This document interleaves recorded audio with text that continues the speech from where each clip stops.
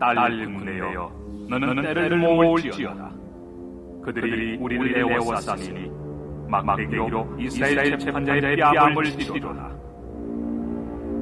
베들레헴 에브라다야, 너는 유다 자족 중에 작을지라도 이스라엘을 다스릴 자가 내게서 내게로 나올 것이다. 그의 근본은 상고의 태초이다. 임신한 아내를 두고 월남전에 참석한 한 미군 병사가 있었어요. 그의 아내는 남편 없이 출산을 하면서 언제 돌아올지 모르는 그 남편을 기다렸습니다. 그 출산한 어린 딸이 자라면서 아빠를 몹시 보고 싶어 했어. 엄마, 아빠는 어디에 있어? 아빠는 지금 먼 나라에 계셔. 그럼 아빠는 언제 와? 머지않아 곧 올 거야. 엄마도 그날은 알 수가 없었습니다. 그러던 어느 날 고대하던 그 남편이 돌아왔어요. 모두가 부둥켜 안고 너무나도 그런 기쁜 감격의 눈물을 흘리는 거예요. 다시 만난다는 것은 이처럼 기쁜 일입니다. 여러분은 예수님께서 다시 오신다면 예수님을 만났을 때 과연 이러한 기쁨이 우리에게도 있을까요? 예수님께서 오시기 700년 전 이스라엘은 경제적으로 풍요를 누리고 평화로운 때를 맞이하고 있었습니다. 하지만 종교적인 의식들이 성대하게 거행될 정도로 열심은 있었지만은 매우 암담한 시대를 보내고 있었어요. 백성들은 하나님보다 우상을 더 섬기고 또 마음을 돌이켜 하나님께 나아오는 자도 없었습니다. 제사장과 선지자, 재판장, 또 상인은 모두 이권을 얻는 일에만 관심을 가지고 있었어요. 미가서 3장 5절을 보니까 내 백성을 유혹하는 선지자들은 이에 물 것이 있으면 평강을 외치나 그 입에 무엇을 채워주지 아니하는 자에게는 전쟁을 준비하는도다 라는 말씀을 보면 알 수 있듯이 그 부패함이 얼마나 심각한가를 알 수가 있습니다. 참으로 절망적이고 비참한 상황이 있어요. 이러한 때에 사마리아와 예루살렘 두 도시의 죄와 부패를 보며 애통하는 한 선지자가 있었으니 그가 바로 미가 선지자예요. 미가는 이사야 선지자와 동시대에 같은 선지자예요. 여러분, 나라와 민족을 위해서 애통하거나 울어보신 적 있으십니까? 자녀들과 주변의 이웃들을 위해 울어보신 적이 있으십니까?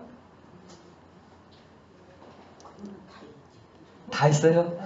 예. 미가는 그 하나님의 심판이 매우 가까이 이르렀지만 무감각해진 그 이스라엘의 모습을 보며 부패해진 그 이스라엘의 모습을 보며 안타까워하며 우는 거예요. 특히 오늘 본문 1절을 보면은 이스라엘 재판자의 뺨을 칠 자가 베들레헴에서 난다. 이스라엘 재판자는 타락한 종교 지도자들을 말합니다. 이런 종교 지도자들에 의해서 쫓겨난 자들을 딸 군대라고 이렇게 표현을 하고 있어요. 그들은 외면당하거나 소외당하였어요. 무시당하였습니다. 즉 메시아의 탄생은 심판의 경고를 무시하는 이스라엘의 종교 지도자들에게는 심판의 경고의 메시지예요. 그런데 마음을 돌이키는 자들에게는 이 미가서는 희망의 메시지입니다. 이것은 지난주 호세아서를 통해서 보았던 말씀과 다르지 않아요. 극도로 부패한 상황 속에서 하나님께서 심판하시겠다는 것이 목적이 아니라 회개하고 돌이키는 자, 그들을 위해 메시아를 보내어서 구원하시겠다는 것이 하나님의 말씀이에요. 메시아를 너희에게 보내겠다. 그런데 성경 말씀을 보면 메시아를 어디에 보낸다고 말씀하고 있습니까? 2절을 보면 너 유대 베들레헴아. 이 베들레헴은 다윗의 고향이에요. 그리고 다윗의 왕위가 영원하리라는 그런 사무엘하 7장 16절의 약속의 말씀과 같이 다윗의 후손으로 다윗의 고향에서 메시아가 오실 것을 미가는 예언하고 있는 거예요. 그래서 이 예언이 있고 난 700년 후, 그러니까 지금으로부터 2000년 전 베들레헴에서 메시아가 태어나심으로 이 예언의 말씀이 이루어졌음을 증거해요. 그 성경이 바로 신약 성경 마태복음입니다. 마태복음 2장 1절을 보니까 헤롯 왕 때에 예수께서 유대 베들레헴에서 나심에, 베들레헴이라는 말은 떡집이라는 의미를 가지고 있어요. 떡집. 성경에 또 2절에 에브라다, 또 다른 말은 에브라시라고 하는데 그 말은 열매가 많다는 의미를 가지고 있습니다. 즉 장차 오실 예수님께서 생명의 떡으로 오셔서 많은 사람들을 구원하시겠다는 그런 약속의 메시지. 요한복음 6장 48절 보니까 예수님께서 이런 말씀을 하셔요. 내가 곧 생명의 떡이니라. 누가요? 예수님이. 요한복음 6장 51절을 보니까 나는 하늘에서 내려온 살아있는 떡이다. 사람이 이 떡을 먹으면 영생하리라. 나의 줄 떡은 곧 세상의 생명을 위한 내 살이로다. 여기서 떡은 우리가 먹는 밥을 얘기해요. 이 떡을 먹어야 영원한 생명을 얻을 수 있다는 그런 표현이에요. 그 생명의 떡을 지금도 많은 사람들에게 주십니다. 넉넉하게 주셔요. 우리는 이 생명의 떡을 받아 먹기만 하면 돼요. 여러분, 먹는 것이 어렵습니까? 그런데 예수님을 먹는다고 생각을 하면 이상해요. 그죠? 그 말씀은 영접한다는 의미예요. 영접한다. 예수님을 생명의 떡으로 우리의 삶에 예수가 중심이 되도록 또 예수의 마음으로 채워지도록 한다는 것이 바로 먹는다라는 표현이에요. 그렇다면 질문합니다. 여러분은 예수님을 밥처럼 먹고 있습니까? 오늘 아침 식사하셨어요? 밥처럼 드셨어요? 요한일서 5장 12절은 말씀이에요. 아들이 있는 자에게는 생명이 있고 하나님의 아들이 없는 자에게는 생명이 없느니라. 여기서 말씀하는 그 생명은 바로 영원한 생명을 말합니다. 그렇습니다. 이 베들레헴에 오신다는 예언의 말씀은 이런 영적인 의미가 있어요. 그런데 베들레헴은 메시아를 맞이하는데 너무나 소홀해요. 이곳에 메시아가 올 것이라는 사실을 알고 있었지만 영접할 준비를 하지 않았던 곳이 어디냐면 바로 베들레헴이에요.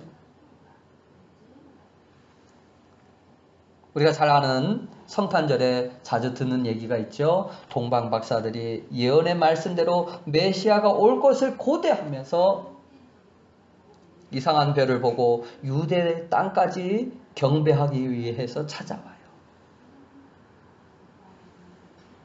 그리고 동방 박사들은 헤롯에게 찾아가서 유대인으로 오실 왕이 어디에 계십니까?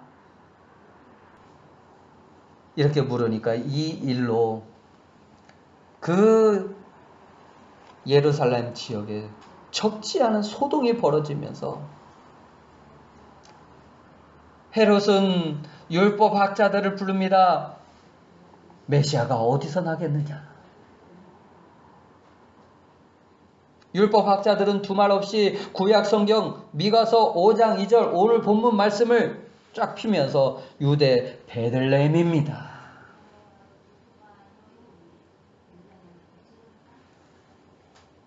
선지자의 예언과 같이 어떻습니까? 정확하게 알고 있었어요. 알고 있었어요. 그들은 구약 율법에 능통했고 성경에 해박한 지식을 가진 율법학자였어요. 그리고 전문가였습니다. 프로였어요. 그런데 아기 예수님의 탄생을 축하러 온 사람들 중에 이 사람들은 보이지가 않았습니다. 그렇게 오랫동안 이스라엘이 메시아가 오기를 기다리며 사모하고 있었지만 진정 메시아가 오셨다는 것에 대해서는 무관심한, 어쩌면 종교인의 이름만 가지고 자신들의 명예와 백성들로부터 존경받는 것이 오히려 그리스도를 맞이하는 것보다 더 좋다고 생각하며 살았는지도 몰라요.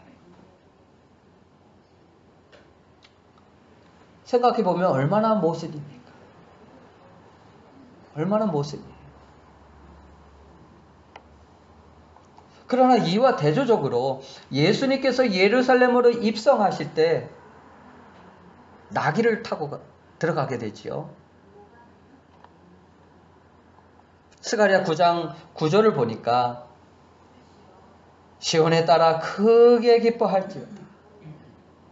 예루살렘에 따라 즐거이 부를지어다. 보라, 내 왕이 내게 임하시나니 그는 공의로우시며 구원을 베푸시며 겸손하여서 나귀를 타시나니 나귀의 작은 것 곧 나귀 새끼니라. 그런데 이 예언의 말씀을 알고 있는 벳박의 사람들은요, 이 예언의 말씀을 믿고 그 태어나는 나귀 새끼마다 혹시 메시아가 타실 수 있다는 그런 생각에 마을 어귀에다가 메어두는 거예요. 자손의 자손을 거듭하여 똑같이 그렇게 합니다. 아마 사람들은 궁금했을 거예요. 그죠? 왜냐하면 이 벳박의 사람들은 메시아가 오셔서 나귀 새끼를 사용할 수 있다는, 쓰실 수 있다는 그런 의식을 가지고 있었기 때문에. 이렇게 준비하며 고대하는 사람이 있는가 하면 베들레헴 사람들은 메시아가 오는 것을 전혀 고대하지 않았습니다. 예수님이 머무실 방조차 준비하지 못하고 있었던 거예요. 미가 선지자는 베들레헴에 오실 분이 누구인지 정확하게 밝힙니다. 그분이 누구냐? 2절 하반절, 그의 근본은 상고의 영원에 있느니라. 이 상고의 태초에라는 말은 태초에 이미 존재하신 하나님을 가리키는 거예요. 즉 베들레헴에 탄생하실 그분은 하나님이시다.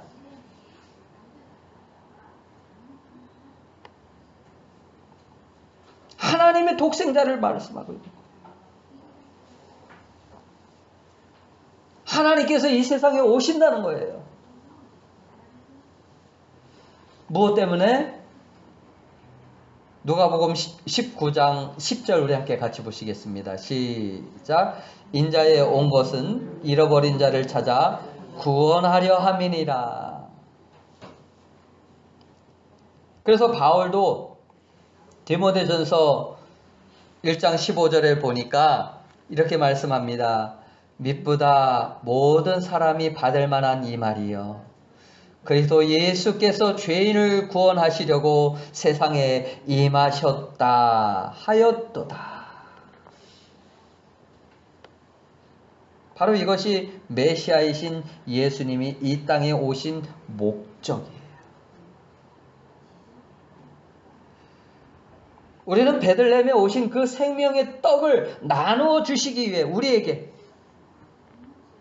먹게 하기 위해, 생명을 얻되 풍성히 얻게 하시려는 그 하나님의 뜻을 이루기 위해 이 땅에 오신 거예요. 우리는 그 생명의 떡을 받아 먹기만 하면 돼요. 그럼에도 값없이 거저주시는 그 생명의 떡을 받지 않으면 어떻게 된다고요? 불행해질 수밖에 없는 거예요. 그리고 성탄의 완성은 그리스도가 다시 오시는 것으로 완성되어집니다. 성경은 예수님이 태어나는 장소가 베들레헴이다 라고 말씀하신 것과 같이 재림하는 장소가 어디냐? 여러분 아세요? 그것까지 밝히고 있어요.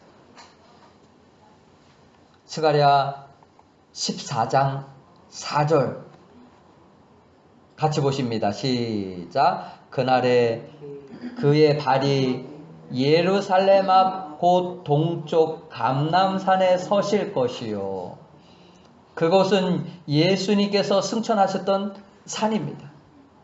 감람산 골짜기예요. 그래서 이 감람산 이런 모양이, 이게 여기 감람산이에요. 감람산 골짜기인데 이게 지금 마을들이에요. 이게 지금 이스라엘의 모습입니다. 이곳에 오시면 돼요. 계시록에 이렇게 표현합니다.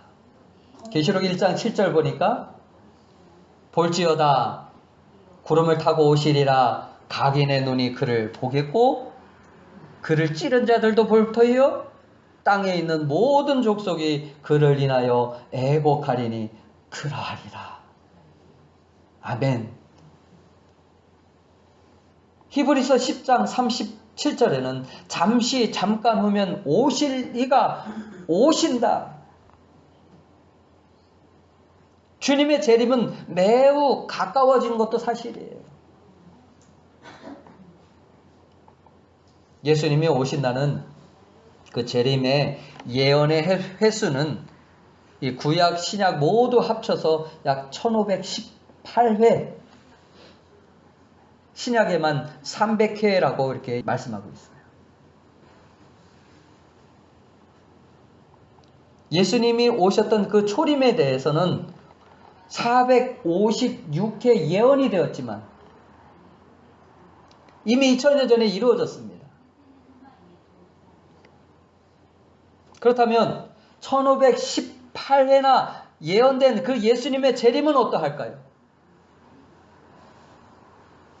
반드시 성취되지 않겠습니까? 글쎄요, 가봐야 알겠지요. 그러시겠습니까? 그 약속은요, 반드시 이루어진다는 것입니다. 반드시. 그러므로 중요한 것은 그곳에 내가 참여할 수 있느냐, 그렇지 못하느냐가 중요한 거예요. 예수님의 재림은 모든 사람이 볼 것이라고 했습니다. 그리고 참여하지 못하면 후회하는 거예요. 그래서 그런 사람들이 부르는 노래가 있대요. 잃어버린 세월을 돌이킬 수만 있다면 얼마나 좋을까? 그 다음에 뭐예요?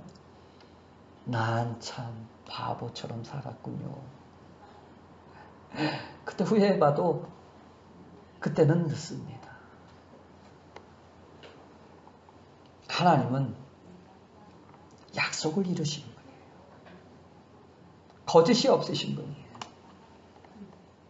그의 약속은 때가 되면 반드시 성취될 것입니다. 그렇다면 성도의 최고의 소망은 무엇이 되어야 할까요? 다시 오시는 그 예수님을 맞이하는 것이 되어야 돼요. 계시록 22장 20절 이렇게 말씀합니다. 내가 진실로 속히 오리라. 그러니까 아멘 주 예수여 오시옵소서. 그것이 우리의 고백이 되어야 돼요. 아멘 주 예수여 오시옵소서.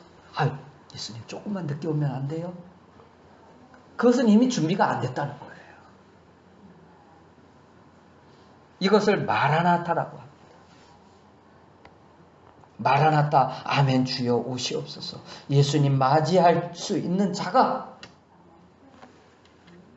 되었습니다. 그런 준비가 되었습니다. 재림을 맞이할 수 있도록 준비가 되었습니다. 이런 고백이 여러분에게 있기를 바랍니다. 누가 준비를 해야 돼요? 내가. 저와 여러분. 평생 경건의 삶을 산 보나르라는 사람이 있었습니다. 이 보나르는 아침에 해가 뜨면은 창문을 열고 커튼을 젖히면서 주여 이 아침에 오시겠습니까? 라고 말을 해요. 또 밤이면 창문을 닫으면서 주여 이 밤에 오시겠습니까? 하늘에 이상한 구름만 떠도 예수님 곧 오시렵니까? 라고 말하면서 항상 주님을 맞이할 그런 준비를 하였던 삶을 살았다고 합니다. 확실히 예수님이 오시기를 기다리는 사람이 어떻게 말씀을 거스리며 생활할 수 있겠습니까? 그런데 보세요. 오늘 많은 사람들은 예수님이 오시는 것에 대해서 그렇게 관심이 없습니다. 어떻게 하면 이 땅에서 잘 먹고 잘 살 것인가에 대해서만 관심이 있어요. 마치 교회를 생각하기를 코로나의 온상처럼 생각합니다. 기독교를 마치 범죄 집단으로 생각하는 것이 요즘 세상 사람의 모습이에요. 믿는다고 말하는 사람들도 예수님을 믿고 구원받는 것으로는 만족하지 않아요. 자꾸만 예수님 외에 무엇인가 더 있어야 한다고 생각을 하는 거예요. 구원받은 것보다 남보다 더 잘 살고 좋은 집과 좋은 차가 있어야 하고 자식은 좋은 대학을 나와서 출세해야만 만족하려. 주의 재림이 가까웠다고 말하고 있지만 재림에 대해서 말하면 혹 이단이 아닌가 이상한 눈으로 볼까봐 그 신앙 얘기는 한마디도 못합니다. 이러한 모습이 베들레헴에 오신 예수님을 배척했던 이스라엘의 모습을 보십시오. 애굽을 나올 때는 하나님을 찬송했지만 하나님을 쉽게 잊어버려요. 40년 동안 매일 만나를 내려주셨지만 광야에서 이스라엘이 출애굽한 것을 어떻게 해요? 후회해요. 모세를 원망해요. 이스라엘 백성들은 애굽으로 돌아가고 싶어 했습니다. 가나안을 정복하는 순간에 이스라엘 백성들은 하나님을 찬송했지만 또 하나님을 잊어버리고 가나안의 이방신을 섬겨요. 이방의 풍습을 따르고 죄악을 따랐어요. 이스라엘 백성들은 그 하나님을 생각하는 것이 아니라 자신들만 생각을 합니다. 하나님의 인도하심을 생각하지 않아요. 만나를 주시는 그 하나님을 생각하지 않아요. 지금 배부른가 아닌가 그것만 생각해요. 배부르면 그것으로 만족하고 배고프면 그것으로 불평을. 여러분, 우리의 모습은 어떻습니까? 다 그래요? 이 악순환이 계속되고 있습니까? 주가 오심을 소망하지 않을 때, 예수님께서 다시 오신다는 그 말씀을 듣지 않을 때 그 메시지는 심판의 메시지가 됩니다. 그러나 주가 오심을 믿는 사람들은 달라요. 믿음의 사람은 그리스도만을 소망하게 됩니다. 그리스도 재림의 주를 맞이할 때 기쁨으로 맞이할 수 있는 사람. 소망을 가진 사람은 자신이 처한 그 환경을 보며 낙심하잖아요. 다시 일어나서 천국을 향해 나아가요. 우리가 예수를 믿는다는 것은 처음부터 끝까지예요. 처음부터 끝까지. 처음의 모습과 같았으면 끝까지 그 믿음을 가지고 갈 수 있어야 돼요. 예수 믿기 시작할 때 확신한 것이 무엇입니까? 나는 하나님의 자녀가 되었다. 천국 백성이 되었다. 이런 확신을 가졌잖아요.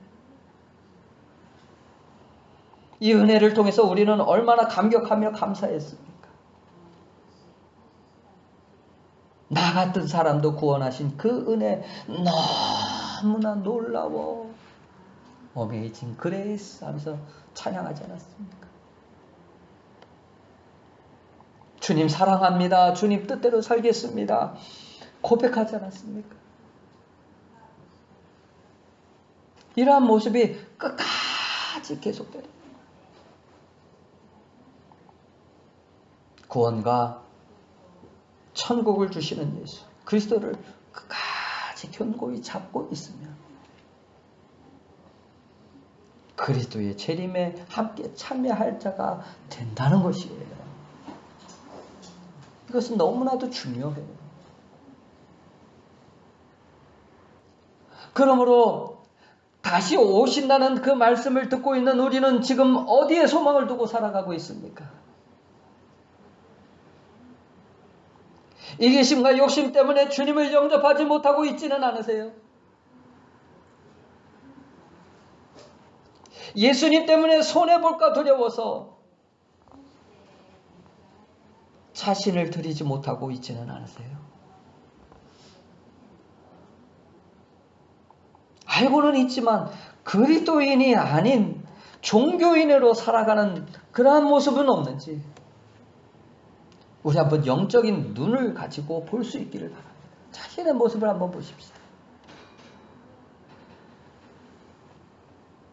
가장 가까운 자리에 있으면서도 가장 멀어진 삶을 살고 있지는 않으세요?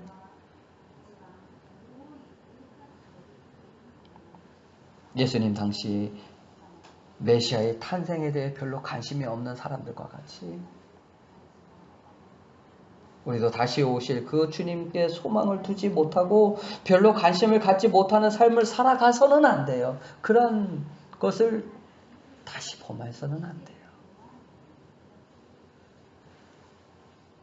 그러므로 우리는 그리스도가 오심으로써 이루어질 그런 영원한 세계를 소망하며 살아가야 할 줄 믿습니다. 성탄은 바로 우리 마음의 성탄의 주로 오신 예수님을 영접할 때 완성되어질 수 있습니다. 아멘 주 예수여 오시옵소서. 제가 주님을 맞이할 준비가 되었나이다. 라는 그 마음을 가지고 예수와 함께 동행하며 살아갈 때 온전한 성탄이 이루어지게 되는 거예요. 참 메시아로 오신 주님을 새로운 마음으로 영접함으로 그 크고 놀라운 하나님의 뜻이 우리의 인격에, 우리의 마음에, 우리의 삶에 그대로 다시 실현되게 할 수 있어야 돼요. 열매로 나타나게 할 수 있어야 돼요. 그것이 예수님을 먹는 것입니다. 생명의 떡을 받아들이는 거예요. 주님은 곧 다시 오십니다. 여러분은 재림하실 그 예수님을 영접할 준비가 되어 있습니까? 주님이 언제 오시든지 기쁨으로 주님을 맞이할 수 있습니까? 잠깐 후면 오실 이가 오신다는 이 약속의 말씀이 우리의 진정한 신앙의 중심이 되어 있습니까? 신랑을 맞이하기 위해 예비하고 단장하는 그런 신부의 모습과 같이 주의 재림을 고대하고 바라봄으로 주를 맞이하기에 부족함이 없는 저와 여러분이 다 되시기를 예수님의 이름으로 축원합니다. 기도하겠습니다. 우리 함께 같이 말씀을 생각하며 함께 기도합니다. 오 아버지 하나님